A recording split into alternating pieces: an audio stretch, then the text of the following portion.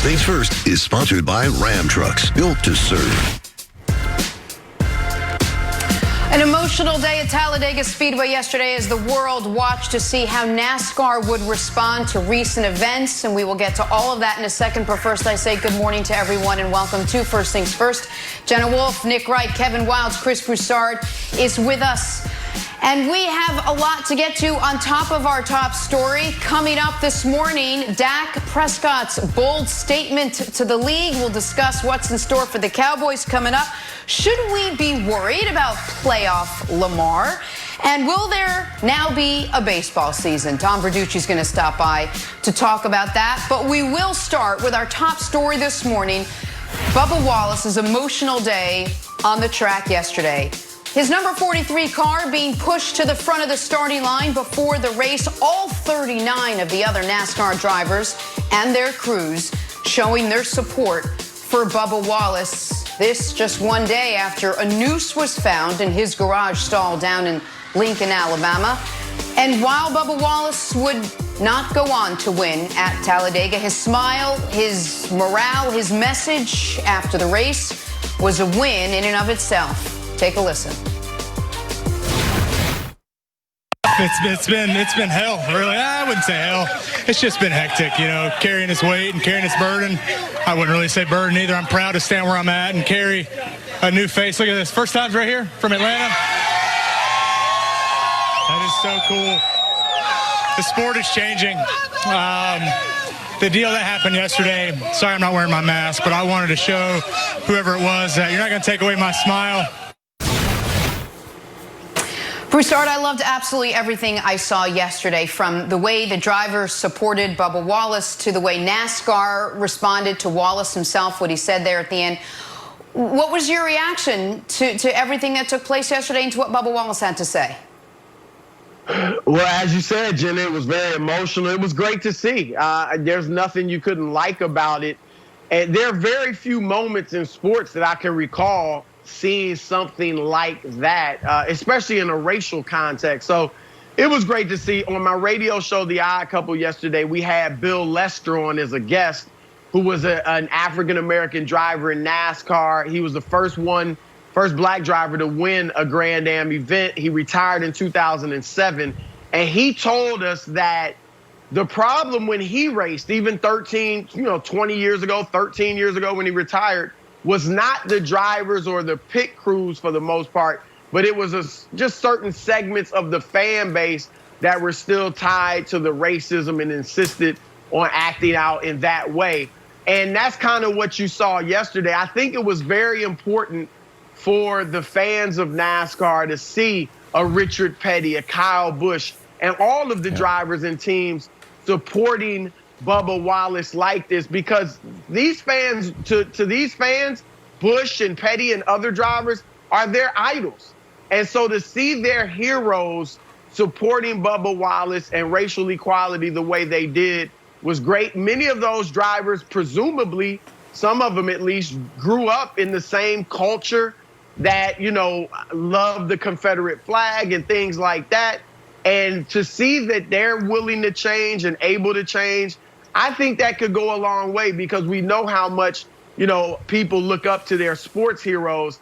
So I thought that was great. One slight negative, perhaps, is that you wonder, was the person that put the noose in Bubba Wallace's garage, was he in that parade? Because it was a limited number of people that could even get there to the garage. So that's something I guess we'll find out, hopefully, in the investigation. But that just is something you wonder about. But overall, I think it was a great day in display. Well said, Chris. I thought we were watching a historic moment in American history and in American sports. And when I was my first job in sports, I worked for the ESPY Awards with Maura Mant, and my job was to compile a opening segment called Images of the Year. And certain images, you'd have like people raising the trophy at the end of the montage. And then you had important images like this. And when I was watching this, I looked at it and I said, this has echoes of Pee Wee Reese and Jackie Robinson. And it just felt like a moment that transcended sports and would be written in American history books, Nick. I thought it was tremendously powerful and very well done by the Fox team. The opening procession was excellent, and the end with Bubba's speech and talking to the fans, I thought was just phenomenal. I want to give NASCAR credit in the front end. NASCAR and the sport, and it was very well put, Wilds and Broussard. NASCAR and the drivers and the sport as a whole rose to the occasion yesterday. Now, as my friend Bomani Jones has been saying the last month, it's important to not give people too much credit before it's due, premature credit. And if folks are watching this and have been watching the news in NASCAR over the last week and say it took you too damn long to ban the Confederate flag and it shouldn't have taken your one black driver on the top circuit to push the issue, to those people I would say you're absolutely right. It was a decade or 2 decades late, but they finally got here, and when they got here, they were immediately confronted with something of a crisis. Their fans, some of them, did not take the Confederate flag banning lying down. They flew a plane and they had a little mini Confederate flag rally outside of Talladega this weekend, and then ostensibly someone within the sport took it 10 steps further by placing that noose in Bubba's stall. So then NASCAR really was at a crossroads. Do we want to confront this head on, or do we want to pay lip service to it and hope it goes away to not further alienate those fans that would love to be out there waving the Confederate flag? And they took the correct fork in the road. And this is why being inclusive, embracing diversity, just rejecting hate is not only the right thing to do, Jenna, but it's good for business. Did you see the folks that Bubba was talking to at the end? A lot of those people, he said, first-time NASCAR, not participants, people going, attendees is the word, my goodness. You had people like me. Listen, I'll watch the Daytona 500. I'll check out the ends of a few races a year. But I'm be totally honest. That was the first time in my life that I was enthralled beginning to end with a NASCAR race that wasn't the Daytona 500. And I'm like, whoa, there's this new NASCAR overtime thing. Turns out it's been around for a couple years, but I didn't know. It was a great finish. There was in a little almost poetic ending while Bubba couldn't win because he ran out of gas. Ryan LaJoie Corey LaJoie, pardon me, pushes him into pit road so he can finish the race, and Bubba's good friend Ryan Blaney wins the race. It's just, you all of a sudden, you are going to lose some fans who value hate more than they love the sport. But you might gain an entirely different group of fans that either didn't feel welcome to the sport before, or folks such as myself that said, well, I'm going to watch because I want to root for Bubba and I want to see how he's embraced by his fellow competitors. And then I'm watching the race and I'm like, this is damn entertaining. And so it's the right thing to do morally. It's the right thing to do business-wise. And while Bubba didn't ask for this responsibility, he does seem like he's up to the challenge and up to the moment. So I thought in the midst of an awful situation, Jenna, NASCAR really turned it around into what could be a positive launching point for somewhere maybe they should have been years and years ago. You know, you're so right, Nick. If you just look at what we all watched yesterday, you know, the sport under the spotlight, new fans, Broussard, as Nick pointed out, and then drivers that a lot of us didn't know before, all walking in the beginning, drivers that we finally got to see the true essence of who they are. When you look at NASCAR as a whole, do you feel like it took a step forward yesterday? Well, definitely. As Nick said, you know, it might be some people feel too late, and it is, but look, better late than never, as we always say. And this was definitely a step forward.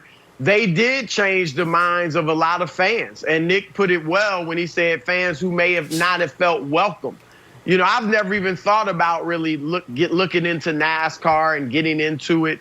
But as he said, I mean, when you see something like this, it creates an interest in the sport. And then you find out the sport itself is actually enjoyable. And so I think they will get a new fan base. I want to shout out Bubba Wallace, too, because I thought he did a great job of handling the situation, really from the beginning, but yesterday in particular, because it is tough to be singled out, even when it's a positive thing like it was yesterday, because you don't want to feel like a charity case.